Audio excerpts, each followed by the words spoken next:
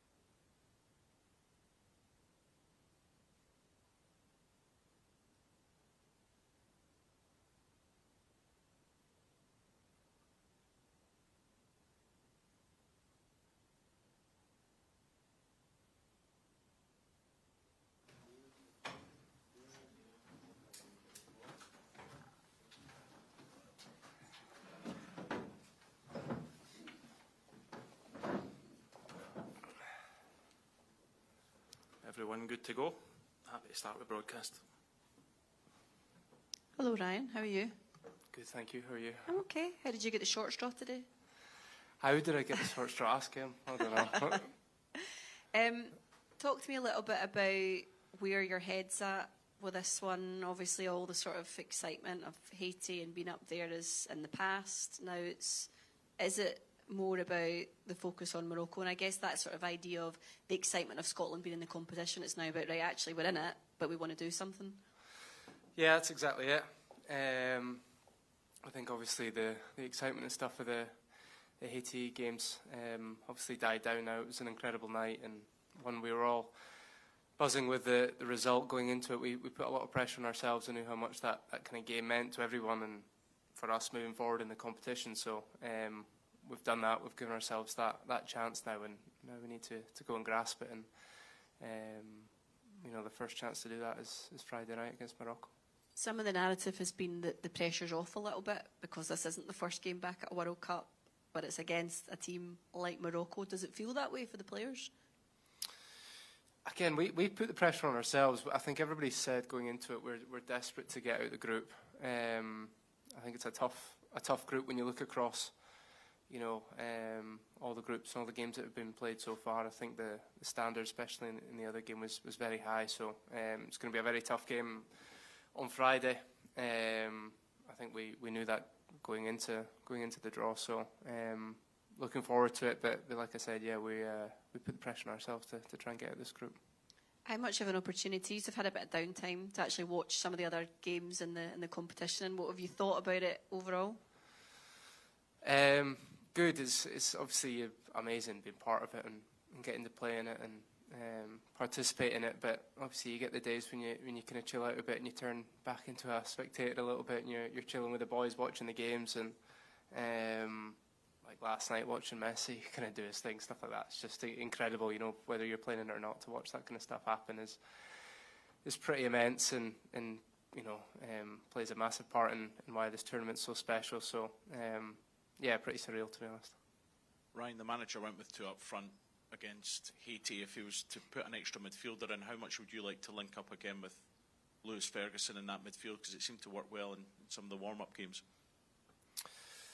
Yeah, obviously tough to know what the manager's going to do. He keeps his cards pretty close to his chest. I'm sure we'll work on some stuff tomorrow before the game as well. But yeah, listen, I'm ready to play whatever he needs me. I think I've said that my whole time I've played for Scotland. I've got such faith in the manager and what he sees in me and where he thinks I can help the team best. That whatever he plays me, I'll be more than happy to chip in and playing alongside the boys that are already in there, the likes of Fergie and Scotty and McGinn, boys like this who. It's a pretty star-studded midfield at this point, so certainly makes my job easier.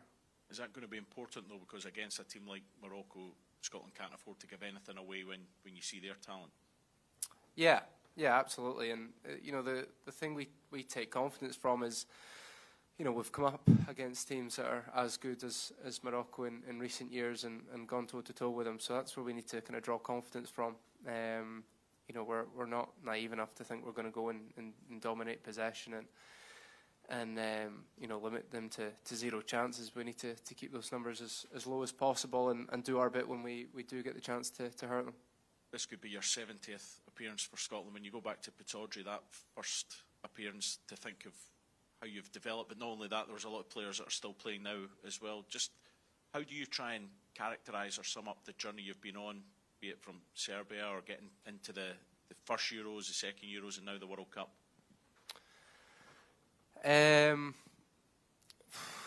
Pretty surreal again, to be honest. I was absolutely delighted when I made my first cap. It was an absolute dream come true. I'll be honest, I'd never ever envisioned playing at a Euros, never mind the World Cup. So it's been an incredible journey. Loved absolutely every moment of it. With the coach, with the players that I've got to do it with, we've had such a tight bunch of players for all these years now that it kind of makes it even more special when you do this journey together with them. And yeah, so when you come away to tournaments like this, it makes you try as much as you can to soak it in and enjoy it. Because it's something that I never expected I'd be part of. Ryan, after such an incredible performance against Haiti, and now that y'all are going up against Morocco, what do you think will be the most important strategy for you guys to focus on against a team that's organized? Probably the same for us, to be equally, if not more, organised. I think there's something that the gaffer's been massive on since he came in, which is our structure, especially out of possession, and making it very hard for teams to break us down and create chances against us.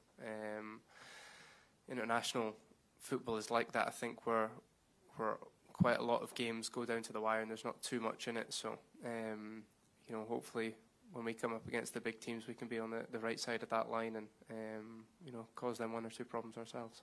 Optimistically, do you guys think you could be the underdog of this World Cup, similar to how Morocco was for the last one? Absolutely.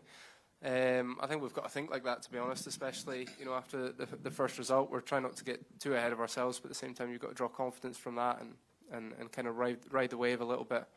I don't think there's a better time to be going into this game with a feeling amongst the boys and in the camp. So, we're all ready to go. Ryan, you'd have seen the way Morocco started against Brazil. I mean, they started really, really strongly.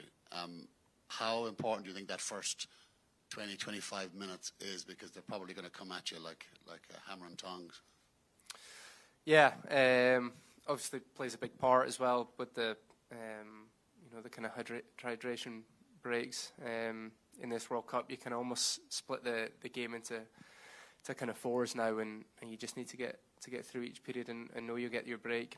The weather makes it very, very difficult to keep up that tempo, but that's what's asked of us, and that's what we've been training for and acclimatising for the last few weeks. So I thought the boys did brilliantly to kind of maintain that level against Haiti. I think the running numbers when we look back at them as a squad were superb, and we know, like you said, we need to definitely take that into the Morocco game.